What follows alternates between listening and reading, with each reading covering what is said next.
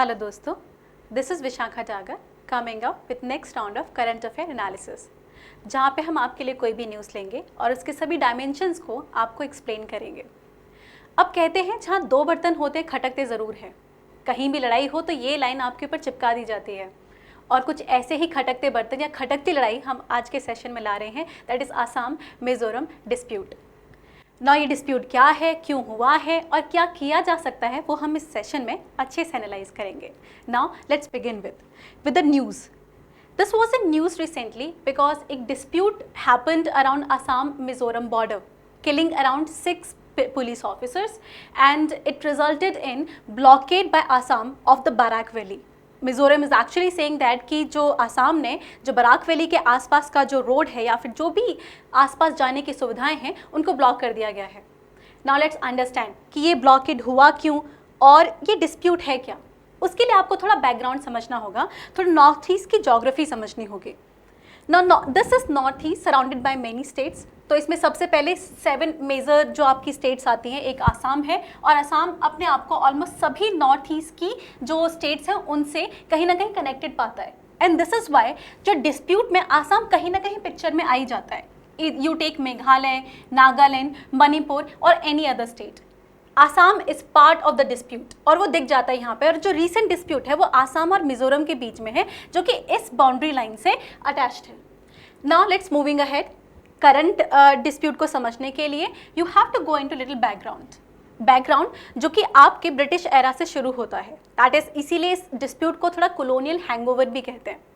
Now this story started around 1830s के आसपास। जो यहाँ पे चाचा डायनेस्टी थी या जो एरिया था यहाँ पे, इसे सबसे ज़्यादा डोमिनेट करते थे। It was an independent state और ज़्यादा प्रॉब्लम नहीं होती थी। But what happened around 1832, Britishers wanted to occupy the Mizoram because it was fertile for the tea plantation।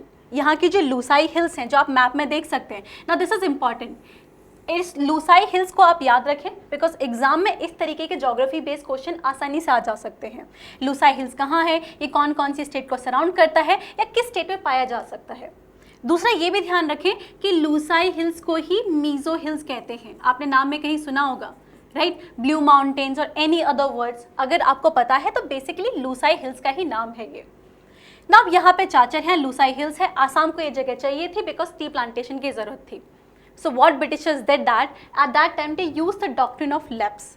अब डॉक्ट्रिन ऑफ लैप्स में क्या होता है, if any king does not have a successor तो स्टेट बोलती थी कि the entire property belongs to the British state. कुछ ऐसा ही ब्रिटिशर्स ने यहाँ पे यूज किया। They used the doctrine of lapse और इस पूरे एरिया को एक्वायर कर लिया। But the Mizo ethnic community was not happy with this. They started revolting। उन्हें external presence बिल्कुल नहीं पसंद थी because इसके बाद not just Britishers, बाकी सारी कम्युनिटी भी पिक्चर में आने लगी थी। Because of this revolt, finally Britishers came with the inner line regulation of 1875। तो 1875 के बाद अगर कोई बाहर का कोई इंसान वहाँ आना जाना चाहता था तो उसको किसी ना किसी तरीके की परमिशन की ज़रूरत पड़ती थी। So this was peaceful for a while until 1933। Around 1933 Britishers ने बाउंड्री रीड्रॉ की और रीड्रॉ करने के बाद थोड़ी लैंड ऑर्डर या फिर बॉर्डर चेंज हो गया। आफ्टर विच मीजोस की प्रॉब्लम दोबारा शुरू हो गई and they were not happy with 1933 border. Still in their head 1833 is the final boundary और वो उसी के साथ खुश थे। कहानी में रुख बदलता है पोस्ट इंडिपेंडेंस के आसपास। When after independence the north eastern states और the countries, actually state I would say, were रीऑर्गेनाइज्ड।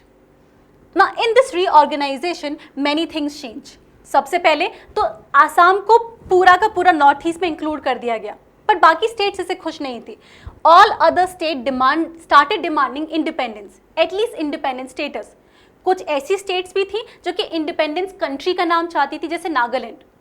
But government of India was not happy with that और एक कंसेशन प्राइस क्या था, इन सबको ऑटोनोमस स्टेट या फिर ऑटोनोमस ट्राइबल काउंसिल या statehood दे दी गई थी धीरे धीरे करके। Mizoram also got its part, उसको भी अपना हिस्सा मिल गया। मैंने 1987 मिजोरम को एक स्टेट डिक्लेयर कर दिया गया। पर जब ऐसा हुआ, मिजोरम को स्टेटहुड तो मिल गया बट मिजोरम अपनी बाउंड्री के साथ खुश नहीं था। Because this division was taking place on the lines of 1933। 1933 में जब बॉर्डर लाइन्स डिवाइड की गई थी उसके हिसाब से मिजोरम को अपना हिस्सा मिलता है, but Mizoram was sad about this and the reason was उसको 1833 के बेसिस पे अपनी बाउंड्री चाहिए थी। 1933 वॉज अ कंसेशन प्राइस जिसके लिए वो खुश नहीं थे, और इसी वजह से आसाम और मिजोरम के बीच में आज लड़ाई कंटिन्यू है। देखा जाए तो ये आपका ऊपर आसाम आ जाता है और नीचे आता है आपका मिजोरम, और ये तीन डिस्ट्रिक्ट हैं जो एक दूसरे को ज्वाइन करती हैं, जैसे आसाम की करीमगंज, हेलाकांडी और चाचर करके, वहीं पे मिजोरम की मामित, कोलासिब एंड एजवाल करके। So these are the district जो एक दूसरे से जुड़ी हुई हैं और इन्हीं के आसपास ऑलमोस्ट आपका डिस्प्यूट देखा जाता है। इसको थोड़ा याद रखें बिकॉज पीटी के एग्जाम में ऐसी छोटी छोटी इन्फॉर्मेशन या मैप बेस्ड क्वेश्चन आसानी से आपके आ सकते हैं। तो इन डिस्ट्रिक्ट को थोड़ा सा अपने जहन में आप डाल सकते हैं कि कौन सी डिस्ट्रिक्ट कौन से स्टेट में है specially.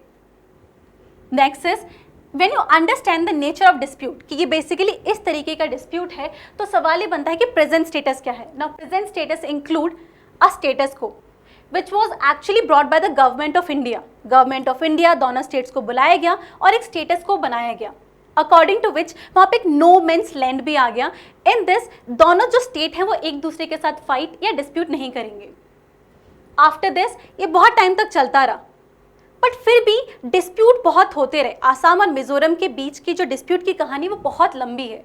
It was a continuous process to the extent सबसे बड़ा डिस्प्यूट देखा गया 2020 के आसपास, व्हेन आसाम ने एक ब्लॉकेड या इम्पास लगा दिया जिससे मिजोरम पे आसानी से सामान ना जा सके। ना this is very important, Mizoram is a landlocked state. आप देख सकते हैं ये सी है, यहाँ पे आपका वेस्ट ये आपका बंगाल आ जाता है, इधर मणिपुर है, इधर आसाम है और इधर त्रिपुरा है, and here your Mizoram is a landlocked state. तो ये बहुत ज़्यादा डिपेंडेंट है, और जितना इंफ्रास्ट्रक्चर है, रेलवे कनेक्टिविटी हो, रोड कनेक्टिविटी हो, या फिर आपके एयरपोर्ट से कनेक्टिविटी क्यों ना हो, वो आसाम से होकर ही जाती है। तो सारे के सारे जो रूट हैं किसी भी स्टेट में वो सब आसाम से ही खुलते हैं। इन अ वे आसाम की जो लोकेशन है वो स्ट्रैटेजिक हो जाती है। तो जब 2020 में आसाम ने एक ब्लॉकेड या इम्पास लगाया तो मिजोरम की इकोनॉमी बहुत ज़्यादा इम्पैक्ट हो गई, and it was not happy with that state of condition. Because of this ये डिस्प्यूट चलता रहा, और अब डिस्प्यूट प्रेजेंटली बेसिकली उसी का एक्सटेंशन ही है।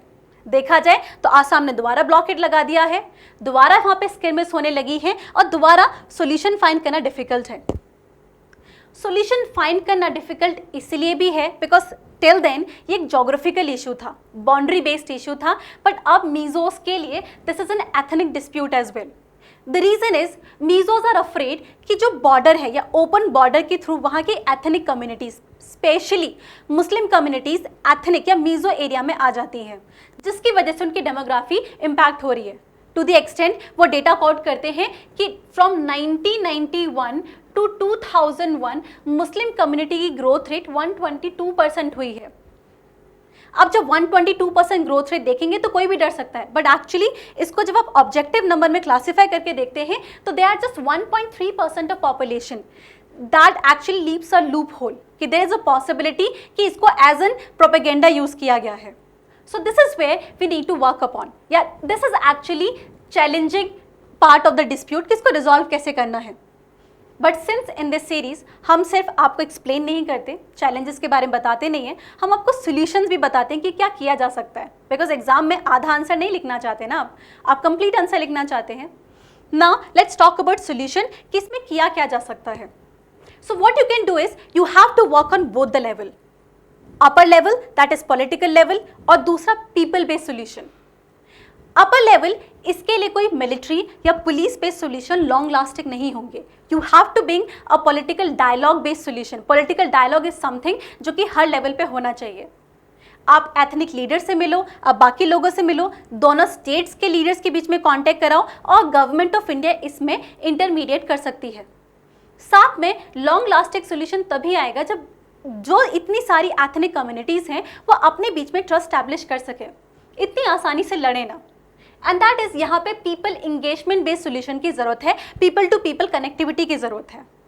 Not this was for all, ये आज का टॉपिक था। आई होप आपको समझ में आ गया, आई होप आपको सभी डायमेंशंस समझ में आ गए होंगे। And if that is the case, then like us, subscribe us and connect to us because we are present on various social media platforms just to help you.